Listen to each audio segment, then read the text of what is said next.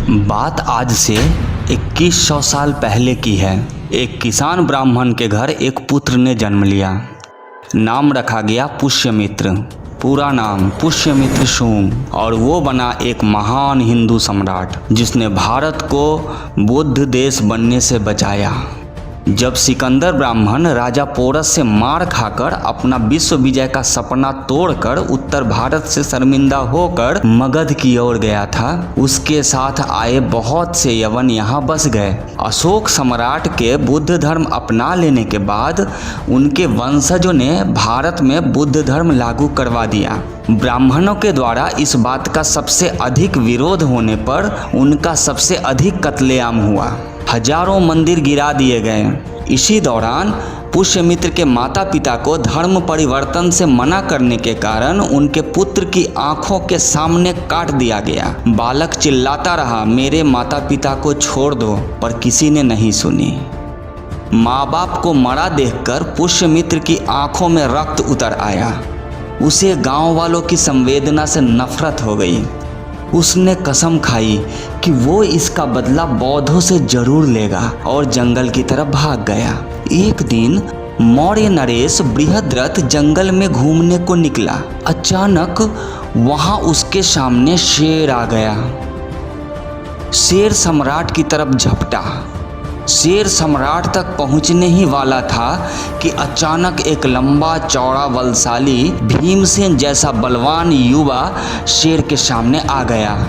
उसने अपनी मजबूत भुजाओं में उस मौत को जकड़ लिया, शेर को बीच में से फाड़ दिया और सम्राट को कहा कि अब आप सुरक्षित हैं। अशोक के बाद मगध साम्राज्य कायर हो चुका था। यवन लगातार मगध पर आक्रमण कर रहे थे। सम्राट ने ऐसा बहादुर जीवन में नहीं देखा था। उसी वक्त सम्राट ने उसे मगध का उपसेनापति घोषित कर दिया।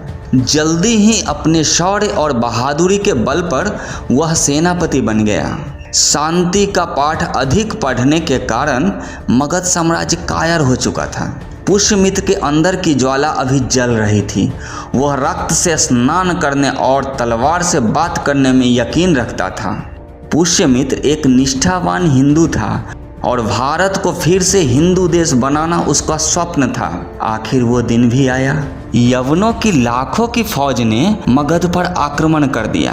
पुष्यमित्र समझ गया कि अब मगध विदेशी गुलाम बनने जा रहा है। बौद्ध राजा युद्ध के पक्ष में नहीं था, पर पुष्यमित्र ने बिना सम्राट की आज्ञा लिए सेना को जंग के लिए तैयारी करने का आदेश दिया। उसने कहा कि इससे पहले दुश्मन के पांव हमारी मातृभूमि पर पड़े, हम उसका शीश उड़ा देंगे। यह नीति तत्कालीन मौर्य सम्राट के धार्मिक विचारों के खिलाफ थी। सम्राट पुष्यमित्र के पास गया, गुस्से से बोला, यह किसके आदेश से सेना को तैयार कर रहे हो? पुष्यमित्र का पारा चढ़ गया। उसका हाथ उसके तलवार की मूठ पर था। तलवार निकालते ही बिजली की गति से सम्राट बृहद्रथ का सर धड़ से अलग कर दिया और बोला, ब्राह्मण किसी की आज्ञा नहीं लेता। हजारों की सेना सब देख रही थी। पुष्यमित्र ने लाल आंखों से सम्राट के रक्त से तिलक किया और सेना की तरफ देखा और बोला, न बृहद्रथ महत्वपूर्ण था, न पुष्यमित्र। महत्वपूर्ण है तो मगध, महत्वपूर्ण है तो मातृभूमि। क्या तुम रक्त बहाने को तैयार हो? उसकी शेर सी गरजती आवाज से सेना जोश में आ गई। सेना नायक आगे बढ़कर बोला, हाँ सम्राट पुष्यमित्र, हम तैयार हैं। पुष्यमित्र ने कहा, आज मैं सेनापति ही हूँ, चलो काट दो यवनों को। जो यवन मगध पर अपनी पताका फहराने का सपना पाले थे, वो युद्ध में गाजर मूली की तरह काट दिए गए। एक सेना जो कल तक दबी रहती थी, आज युद्ध में जय महाकाल के नारों से दुश्मन को थर्रा रही है। मगध तो दूर, यवनों ने अपना राज्य भी खो दिया। इसके बाद पुष्यमित्र का राज्याभिषेक हुआ। चाणक्य काल की वापसी की घोषणा हुई और तक्षशिला विश्वविद्यालय का सनातन शौर्य फिर से बहाल हुआ। शुंग वंशावली ने कई सदियों तक भारत पर हुकूमत की।